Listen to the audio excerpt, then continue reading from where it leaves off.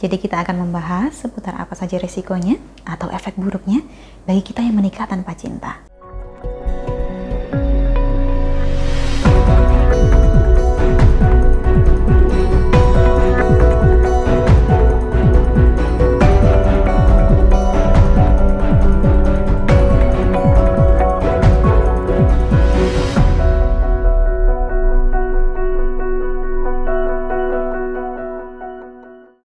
Salam Rahayu, kembali lagi dengan saya Dewi Sundari.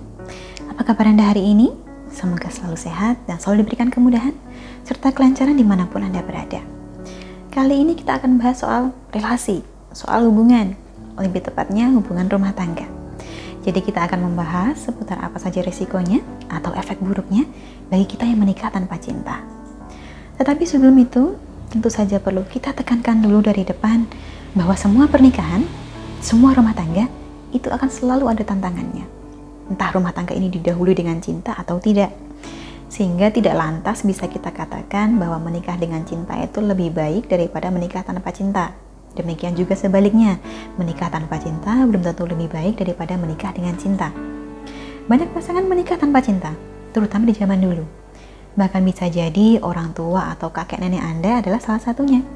Tetapi hubungan mereka tetap langgeng, tetap bersama dan rukun sampai tua. Karena pada perjalanannya, setelah menjalani hidup bersama, cinta itu tumbuh secara perlahan. Tentu saja, saat ini kita hidup di zaman yang berbeda. Sekarang ini perjodohan tidak lagi banyak dilakukan, karena muda-mudi sudah lihai memilah dan memilih pasangannya sendiri. Tetapi bukan berarti tidak ada pasangan yang memutuskan untuk menikah tanpa rasa cinta.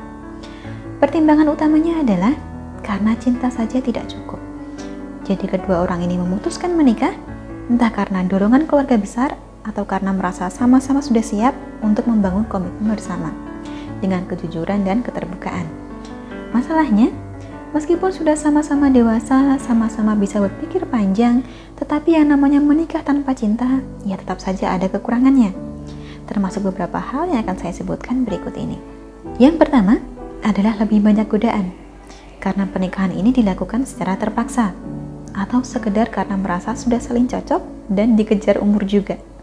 Hal semacam ini akan menjadikan pasangan kerap mengalami goncangan, bahkan di masa-masa awal pernikahan sekalipun.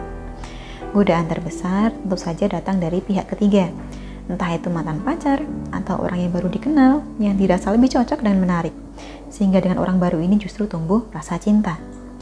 Pernikahan yang diawali tanpa cinta ada kalanya berakhir karena hadirnya orang ketiga yang lebih bisa memberikan cinta dan kenyamanan.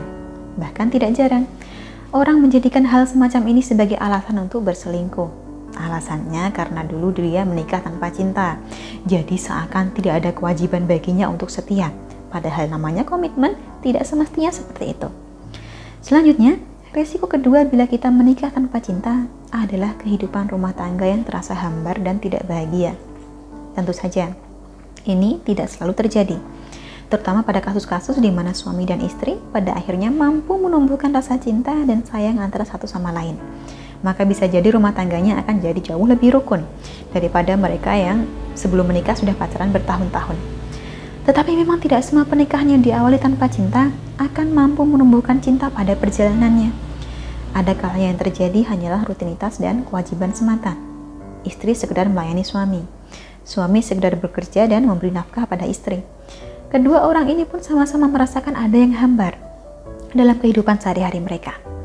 Tiap hari yang dikerjakan hanyalah rutinitas, yang mana rutinitas ini dilaksanakan sebagai kewajiban semata.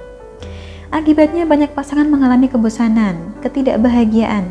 Ujung-ujungnya kembali ke poin satu tadi, yaitu godaan dari pihak luar akan menjadi sangat-sangat besar. Efek buruk yang ketiga, bila kita menikah tanpa cinta adalah seringnya pertengkaran. Ketika kita menikah dengan dan karena cinta, maka cinta itu dapat menjadi suatu bentuk kompromi. Tetapi bila kita menikah tanpa cinta, maka kompromi ini akan sulit dicapai bersama. Masing-masing pihak, baik itu suami maupun istri, akan saling bertahan pada pendapat mereka masing-masing, saling merasa benar, tidak mau mengalah, sehingga pertengkaran pun menjadi santapan sehari-hari di rumah. Hidup jadi tidak nyaman karena kerapnya terjadi perselisihan. Padahal manusia jelas membutuhkan kenyamanan. Jika kenyamanan ini tidak bisa Anda dapatkan dari pasangan Anda, lantas bisa Anda dapatkan dari mana lagi? Kemudian efek buruk yang keempat adalah manakala pertengkaran dan ketidaknyamanan mulai terjadi, anak-anak Anda akan menjadi korbannya. Jangan kira bahwa pernikahan tanpa cinta hanya mempengaruhi Anda berdua saja. Anak juga akan terkena dampaknya. Seringkali orang tua tidak sadar bahwa anak-anaknya ini cerdas. Anaknya memahami dan bisa merasakan apakah kedua orang tuanya masih saling sayang atau tidak. Bila anak harus tumbuh di tengah keluarga yang tidak harmonis, maka ia akan tumbuh menjadi tidak bahagia, atau bahkan bersikap dingin setelah dewasa. Di luar keempat efek buruk atau resiko ini, bisa jadi masih ada tantangan lain bagi rumah tangga yang diawali tanpa cinta. Tetapi seperti yang sudah sempat saya sampaikan di depan tadi, ini tidak lantas berarti bahwa menikah tanpa cinta itu buruk. Karena seringkali kalaupun kita menikah dengan cinta, karena cinta, suatu saat perasaan itu bisa berubah. Kita bisa saja mencintai seseorang hari ini dan membencinya besok pagi. Anda sendiri lebih pilih mana? Menikah karena cinta atau menikah karena kecocokan meski belum ada cinta? Boleh tuliskan jawaban Anda di kolom komentar dimanapun Anda berada. Bagi yang telah berkeluarga, yang sudah berkeluarga, saya doakan semoga rumah tangganya senantiasa langgeng dan harmonis. Dari saya cukup sekian, terima kasih telah menyaksikan. Sampai jumpa di kesempatan selanjutnya dan salam rahayu.